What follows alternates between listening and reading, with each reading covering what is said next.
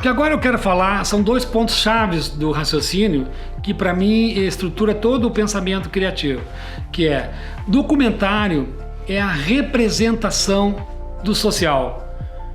Ele é a representação do social. E para você fazer um bom documentário, tem que reconstituir cenas, como na ficção. Eu queria ler para vocês o que diz um dos maiores autoridades de roteiro mundial, que é um Bill Nixon, da San Francisco State University, dos Estados Unidos, que é um especialista em roteiro lá de Hollywood. Ele diz: documentário não é uma reprodução da realidade, mas uma representação do mundo em que vivemos. Apesar de predominar atores sociais durante a filmagem, pode introduzir um elemento de ficção no documentário. Contar uma história tem que ter começo, meio e fim, e tudo que você puder acrescentar na estética da sua história facilita a compreensão de quem vai ouvir a história. Um exemplo do que eu estou falando é o History Channel da TV a cabo, um canal dedicado para a história. Eles têm um programa que se chama Grandes Batalhas da Humanidade. Ali eles contam histórias de Napoleão Bonaparte, guerras do Alexandre o Grande, da Segunda Guerra Mundial, Vikings, e eles reconstituem as grandes batalhas, seja por computação gráfica, movimentação das peças, das tropas, ou por atores, mas aí são planos fechados, que não tem muito custo, né? Não tem muito recurso. São cenas de tiros, quedas. Por quê? Porque é muito mais fácil, torna muito mais atraente você ver a história acontecendo do que alguém falando. Deram 15 tiros à esquerda, você não consegue entender. Que tinha uma colina, que por trás da colina o cara viu o sol. Então, na hora que você reproduz, reconstitui, a representação do mundo é a reconstituição, não é a ficção. Você não está criando uma lenda, acontece aquilo de fato. Um exemplo que eu vou usar, um documentário que a gente está produzindo, é a escravidão. Se você vai falar sobre escravidão numa charqueada aqui no Rio Grande do Sul, por exemplo, você pode botar gravuras dos escravos, aquelas coisas na cabeça, chicotadas, que não tinha foto, então são aquarelas, né, pinturas.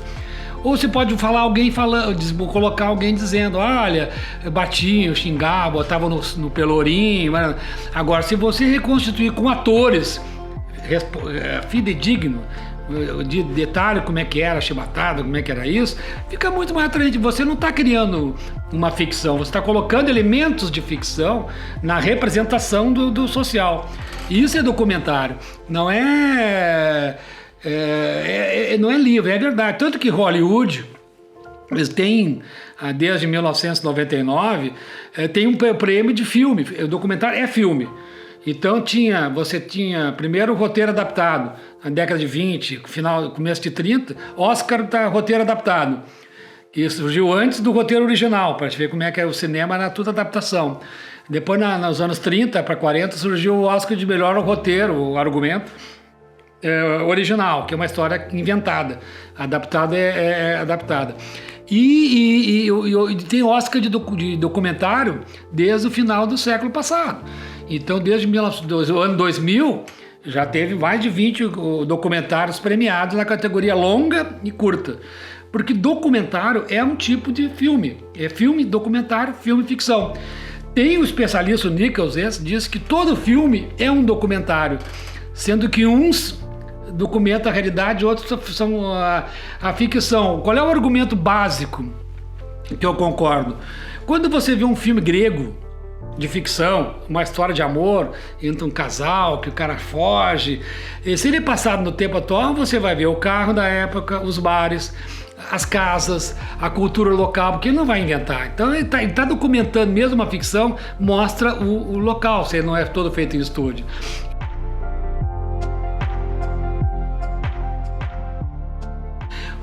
Seja filme de ficção ou documentário, começa pela sinopse, né? Que é a ideia. A ideia é desenvolvida, vou contar uma história sobre a Joãozinha e Mariazinha.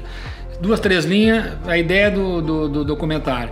E eu quero transpor isso para o Grito do Campo. O primeiro documentário que eu fiz em VHS, há 30 anos atrás, que era assim: você tem uma boa ideia, que é uma sinopse, 2, 3 linhas.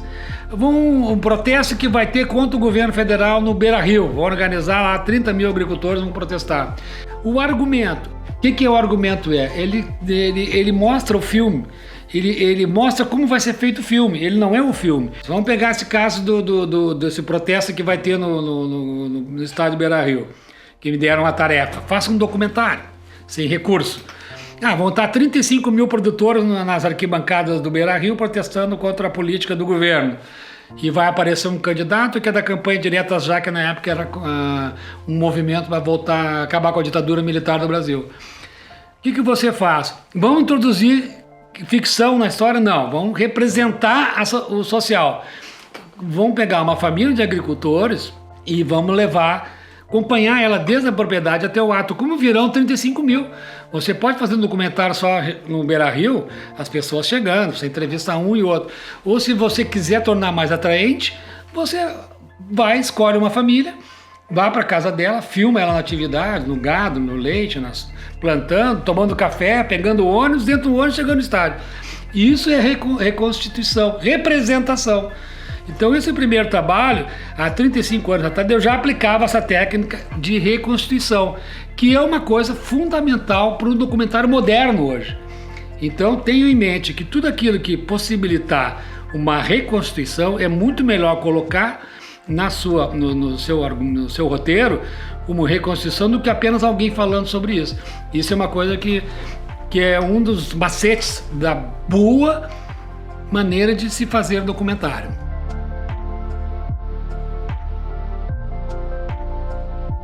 Por exemplo, outro documentário que tem muito a ver com a representação do social é um que eu fiz na época da TV Cultura, que está acontecendo de novo agora. O mundo é uma coisa muito fantástica. Na época, 15 mil garimpeiros estavam invadindo a área indígena Yanomami, na Roraima, com a Venezuela, com o Amazonas, porque tinha ouro, urânio, diamante, etc. E aí, casualmente, eu já tinha em São Paulo um contato com o pessoal da Comissão Proparque Yanomami, a Cláudia Andujara, uma fotógrafa belga, que vivia fazendo fotos lá, um missionário, Carlos Aque, que era da Pelazia, que ajudava os Yanomami, e tinha um movimento na sociedade para a formação, para a demarcação do Parque Yanomami, porque era uma invasão bárbara, não era no papel, não tinha área Yanomami, tinha a área deles, mas não tinha configuração na FUNAI, né? Houve um movimento, e aí foi para os anos 90, uns 30 anos atrás. Aí na Cultura eu era chefe da pauta do telejornalismo, e depois eu fui para o Cultura Repórter, que era o Globo Repórter da TV Cultura. E aí eu digo, não, vamos lá fazer.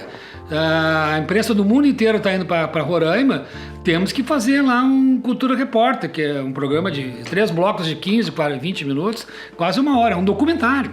E eu já tinha muito assunto, muito tema, eu já tinha lido, acompanhava, convenci a TV de ir lá. Aí eu fui de diretor e foi uma repórter, Samla Mesquita, e fomos lá, ficamos 25 dias na Roraima, acompanhando a Polícia Federal, entrando nas pistas, bombardeando, tentando expulsar os garimpeiros. Mas eu queria ir na aldeia, porque um bom documentário tem que, para te convencer as pessoas da importância de se manter a área, você tinha que mostrar a rotina dos Yanomami. Não adianta eu dizer que tem eles lá, botar uma fotinho do índio lá, botar alguém falando que os índios são bonitinhos e expulsar os garimpeiros. Então, como eu tinha contato com a comissão do Parque Yanomami, a gente conseguiu entrar na aldeia. Fizemos um acordo lá, fizemos todo mundo vacinado, febre amarela, etc. E o pessoal da comissão Proparque nos levou na aldeia do Davi Yanomami, do Copenau, que era o único. São 2 brasileiros que ganharam o Prêmio Global da Paz, né? Que era o Chico Mendes e depois o Davi Yanomami. Por que era importante mostrar uma aldeia? Que é para mostrar a rotina deles. As pessoas só vão se sensibilizar com o social que você está representando ao ver aquela pureza dos índios. Não adianta você botar alguém dando depoimento. Então nós conseguimos o contato, articulamos e aí alugamos um avião, fomos com a equipe lá para a aldeia do Totobi, que é no sul, no oeste do Amazonas, Roraima, bem na divisa da Venezuela, Roraima e Amazonas, na Forquilha ali. Bom, conheci o Davi Yanomami, que era o cacique, pajé, que hoje é uma das maiores lideranças mundial, xamã, né, dos índios da América Latina. O filho dele, agora também é outro, está ameaçado de morte, o filho do Davi está seguindo a mesma linha dele, né? Então por quê? Nós vamos mostrar como vivem os índios, a pureza. Os Yanomami, toda a pesquisa que eu fiz, que eles se consideram o povo da lua. O que é o povo da lua? Diz que desceu uma luz da lua e criou o primeiro Yanomami. Então, são 4 troncos do Yanomami na Venezuela que diz que é o povo da lua. Bom, aí nós tínhamos que mostrar como tem Yanomami que ainda não viram, o índio Yanomami da divisa com a Venezuela ainda não viu o branco, só ouviu falar. E são os povos considerados mais primitivos, que vivem mais primitivo, tem uma área de difícil acesso, sem contato com o branco. Então nós mostramos uma rotina, a caça, a pesca, a oca, a vida coletiva, andamos com eles, filmamos. Isso você monta o primeiro bloco, para criar uma empatia com as pessoas gostarem daquela vida pura e defender a causa. Depois você mostra a briga, os garimpeiros poluindo com mercúrio a água, depois mostra a federal combatendo. E no final você coloca a própria argumentação dos índios, se continuar como está, eles vão desaparecer. E tinha um recado do Davi que dizia o seguinte: não é só o branco que vai desaparecer, o homem, não é só o índio, o branco também. E o que está acontecendo? São das matas destruídas que saem os vírus.